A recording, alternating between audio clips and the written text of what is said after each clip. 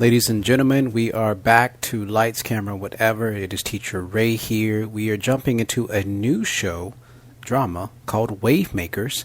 It is on Netflix, and it does have English subtitles.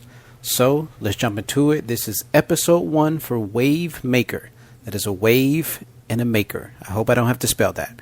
Now, the description says, a heated election on the horizon, a team of campaign staffers must confront tough choices while navigating a cutthroat political landscape. Guys, I enjoyed this show. I actually did. Let's jump right into it. Question 1. What makes a candidate worthy to have your vote? What makes a candidate worthy to have your vote? This is an interesting question, right? Because, first of all, guys, I am American. I grew up in Atlanta, Georgia.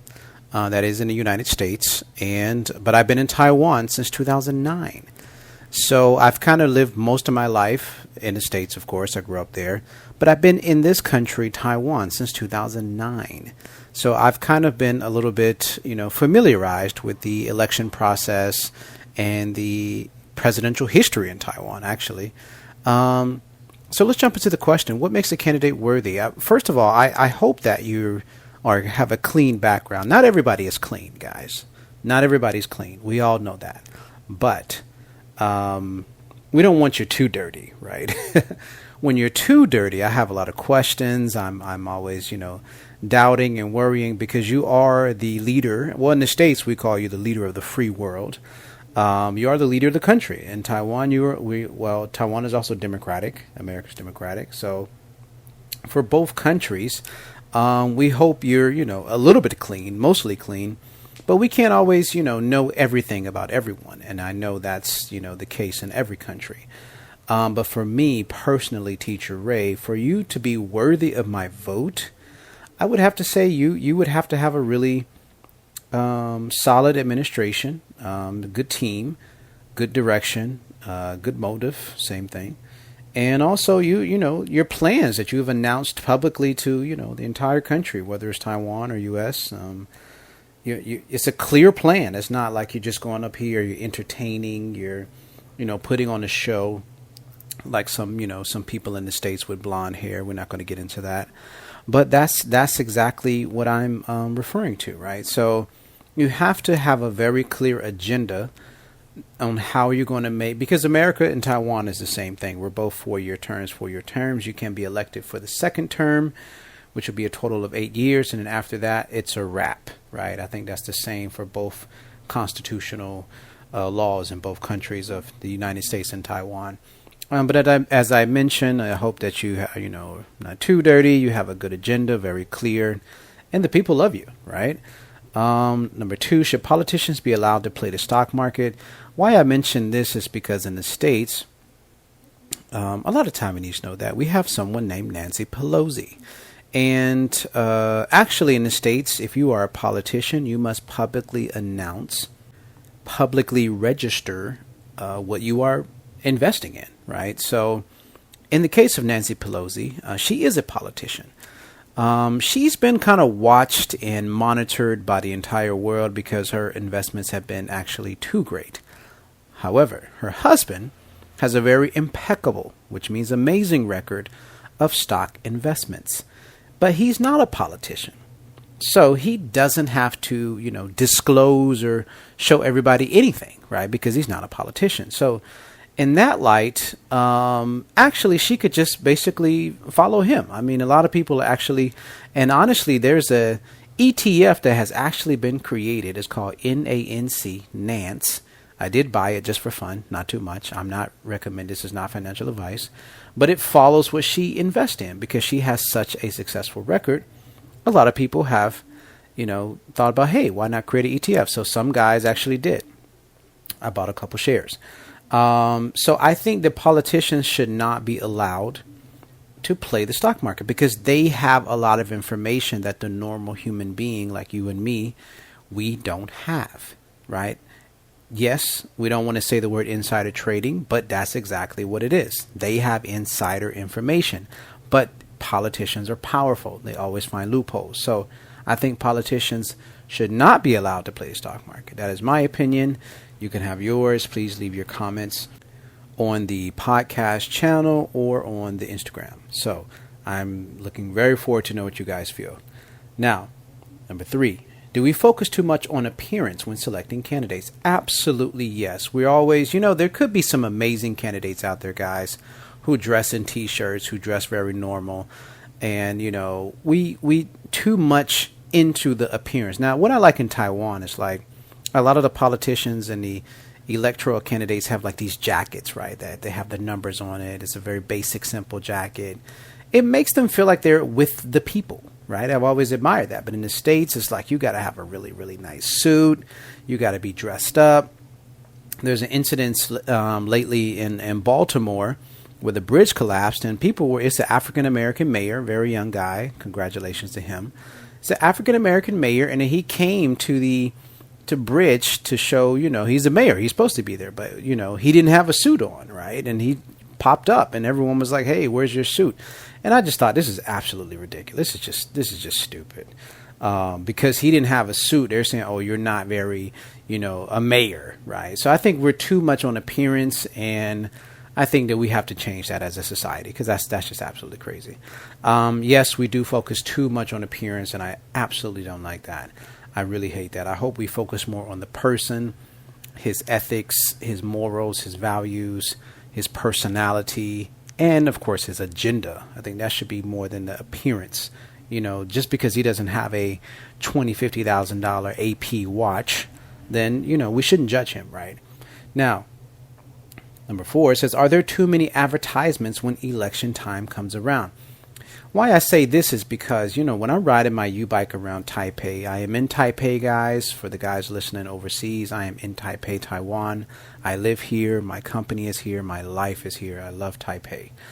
Are there too many ads? Yes. I think it's a little bit saturated around election time when you see all these faces and all these things pop up and show. And it's a bit annoying, right? Because it's a little bit kind of brainwashing. I think it should be based on what my interests are. This is my personal opinion, guys, listening to this, for the Taiwanese and foreign listeners. I would like to see what I want to follow on social media. If I am interested in this category, am I interested in it? Because I do speak Chinese, I do understand Chinese, so I do listen to some of the speeches and the videos on YouTube in Chinese. So I would prefer to be brainwashed by what I'm interested in following from my preference, from what I've selected on social media.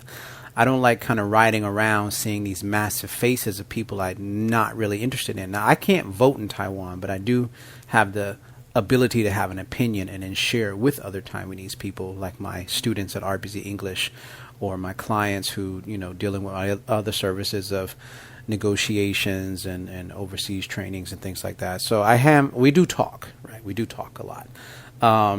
But there are too many advertisements, and I hope that changes, because it's quite annoying and it's too saturated. So are there too many advertisements when election time comes around? I hope the government can make some change about that. Number 5, can you represent a different political party from your family? Now, I don't know the case in Taiwan, but in the States, yes. You might not have the most, the best dinner, right? You might not have the best afternoon talk, but, if I'm Democratic and, someone else is Republican in my family, you could, okay, let me talk about me personally. You could fight me all day on your political, agenda and your political preference.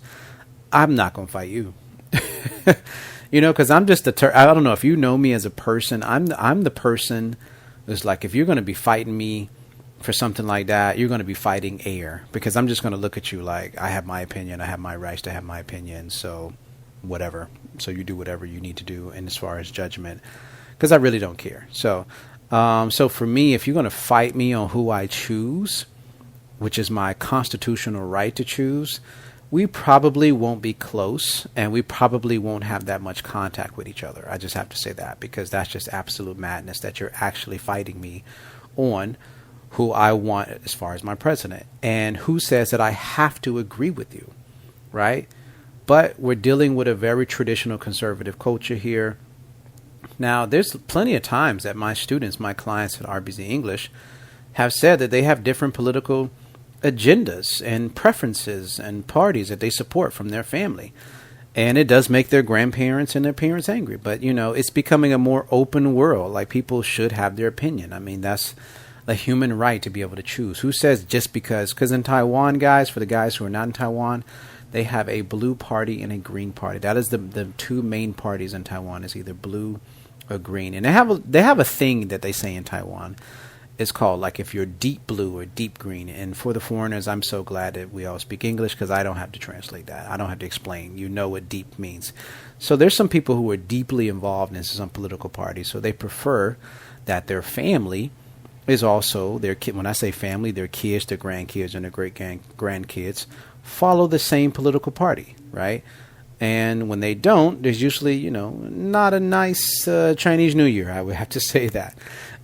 So yes, for me, I think in the States, you can have different political parties, and that's just your preference, right? All right. Now let's jump into number 6. It says, are political campaigns too fixated on their opposition's dirt? Now, why I say that is because, guys, this is probably every single country around the world, not just Taiwan or the U.S. We're so fixated, which also means obsessed in some parts of the world, on finding the dirt of the opposition rather than focusing on the message that they're trying to deliver, right? Now, politics has never been clean. We all know that. Like, we don't need to discuss that, right? That's in every single country, region, and democratic. I'm talking about democratic, situation. If there's not a democracy, there's nothing to talk about, because there's no point, there's no vote. So whatever. But I do think political campaigns, and when I say political campaigns, I mean the campaign that is run to help one person that party has chosen to be the leader of their party and to be the leader of that country, right? I think that it should be more focused on trying to portray your message, not necessarily trying to find dirt. If they have dirt and it's out in the open, and it's just too obvious that you just can't, ignore it, I don't have anything to say. But if you're like digging because you have nothing to go against, you're kind of losing value of yourself, right? Because you're like, okay, I don't have anything, so I have to dig and get some dirt, right? And I have to dig deep. I have to have a very, very amazing shovel.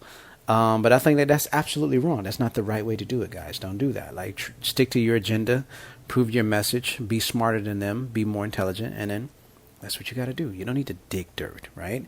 Now, number 7, if you could run a political campaign for any world president or leader in history, who would it be? Absolutely Obama. It would be Obama for me. I mean, he's the first African-American president in the United States. I am African-American. For Taiwanese listeners, if you don't know the African-American history, it is not beautiful at all. It is extremely long years, hundreds of years of suffer, and we're not going to get into the history of that. But my person would be Barack Obama, Barack Hussein Obama, the president of the United States. So, and if, it says if you could run a political campaign for any president, it would be him. I would love to be why? I would love to be part of that history. Of course. That's a very easy answer for me. So please, after you listen to this podcast, please let me know who you would run a political campaign for. I'm very curious. And you could be anywhere in the world, anywhere, any language. Just drop it down. ChatGPT will help me translate. That's called cheating, but that's all I got. So Barack Obama is my answer. Now, for the next one, what to do when you start to notice you have a porn addiction? For me, why I put this is because we were extracting points from the show. Guys, if you have a porn addiction, you must get help. First of all, you should be out there trying to communicate with people, talking to people, trying to be in a relationship, and not just because of sex, right? You should be with someone because that's who you want to be with. They make you happy. And if you guys do get to the point of making love, make it worth it. Don't make it a mission on a checklist, as I mentioned on many of my podcasts, right? A lot of times people just make it part of the relationship, not like natural, and that's what sucks. And so as a result, some people don't make love, and I don't want to have to say sex with your partner. They don't make love with their partner, so they resort to porn, or they've given up so much on trying to learn to communicate and have a willingness and effort to try to connect with someone, to get to that point of making love. They've given up so much that they just literally just turn on porn. So if you have a porn addiction, you need to get help, guys. You need to get help. You need to see the doctor. You need to, talk to your friends and say, hey, maybe we should hang out more, not you sit around and watch porn all day, right? So if you notice that you have a porn addiction, I do not have a porn addiction. If you notice you have a porn addiction, please go get help. It is very serious. Now, the next one, number 9, what to do when your partner only watches porn and doesn't make love to you. That is a crisis, guys. And it's going to come down to many of the things that I've said about you have to communicate with your partner. If your partner is not having sex with you, making love with you, and constantly rejecting you, you need to have a talk, right? First of all, if you don't have the right body, hit that gym, go sweat. If you can't sweat, go speed walk. If you can't speed walk, do something. 15 minutes a day will not kill you. But work on that body. That's all I have to say. Because when you don't take care of yourself and you've given up on yourself, and it doesn't matter how many kids you have, there's always 15 minutes of a day to help yourself. There's always a way to eat healthier. There's always a way to just, comb your hair a little more or give yourself a nice little haircut. There's always a way, guys. We always make excuses. Now, if your partner is watching porn and doesn't make love to you, this is two ways, right? Either they've lost interest in you. We don't need to sugarcoat it, right? They have literally lost interest in you. You don't attract them anymore, and you need to work on that. If you don't want to work on that, don't be angry if they go find someone else. I'm sorry. I had to say that. If you are not trying to take care of someone and love them and be with them and take care of them, and that could possibly lead to making love because they love you so much, then don't be angry if they leave you. Nobody belongs to you. I have to sing that. Let me say that again. Nobody belongs to you. I had to sing that because you don't own anybody. They should stay with you because they love you, not because of your wallet, right? Don't ever forget that, right? Number 10, if some really negative or embarrassing news came out about one of your parents, would you run away or fight for them? I would have to fight for them as long or until I realize that, hey, this is madness, right? My parents are really crazy, right? But if there's something really, really severe, like, they've killed some people or they've hurt some people in a really, really terrible way, then I would have to run away, right? Because I don't want to destroy their life. I'm their child, right? But I don't have to sit here and watch. So I think for me, if my parents did something really, really severe and terrible and, just a disaster, I mean, I would have to really think about that and consider. I would probably have to run away. Seriously, I don't want to fight for them. Even though they're my parent, they've done something horrible, right? So why would you do something that would help them be more horrible? Why would you try to help them? It just doesn't make sense, right? Because they are doing something quite evil and you are just helping. Fighting for them is helping them.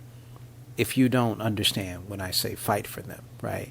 But you could talk to them and say, hey, I'm your child. It's embarrassing. I can't go to work. I can't go to school. I can't do anything because everybody is focused on what you did. The evil things that you did and, the effect that you have on the world, the negative effect that you have on the world. So for me, that would definitely be, I would have to run away. I mean, and this is a lot of times, right? I mean, there's a lot of kids out there. And when I say kids, I mean like children of adults or actually people who are adults, but their parents are older and they're older. Their parents are probably mafia gangsters. I mean, look at, Putin's daughters. I mean, Jesus Christ, I wouldn't even go outside. I'm not going to talk about, him specifically, but I guess I will be talking specifically. I mean, it's a lot of damage he's done, right? He's done a lot of things. He's a lot of people really don't like him. But he has kids. his kids are human, right? They must work. They must go out. And with what Russia has done with Ukraine and, and a lot of things, we can go down the list. I would, being his daughter would, I don't know, maybe they're happy about their father. You never know. But for me, I would have to run away. That's just, guys, this is my personal opinion. That's all. Personal opinion. Now, number 11, if you knew one of your parents had an affair because there is no love at home, do you mind your business or let them know you support their happiness privately? Okay, this is a bit sensitive. If one of my parents is intentionally like not giving love to the other parent, right? I mean, not giving them any attention, just cold. And then the other parent, they got somebody, right? Because obviously one of the other parents is just not giving any action. And when I say action, I mean attention. I'm not talking about sex or love, but yeah, that too in some cases. But, if they're not giving anything to the other spouse, right, which is your mom or dad, it could be either one, and not even trying and not even caring, but then the other partner goes out and finds someone to feel the happiness, because everybody deserves love. I have to sing it again. Everybody deserves love. It's true. Everybody does. Everybody should have love. Not saying that you have to have it, but I hope you have it. I pray you have it. And when you're not receiving it, I can't get angry when you go out there and find it, because you deserve it. This special person listening to this episode on Lights, Camera, whatever. So for me, I would support their happiness privately when one of the other parents has blatantly showed they don't care. And guys, I want to say thank you for listening to episode 1 of Wavemaker on Netflix. Please leave your comments under the podcast, under the YouTube channel, on the Instagram. Thank you so much for listening. I really, really appreciate it. See you in the next show, episode 2. 谢谢. Thank you.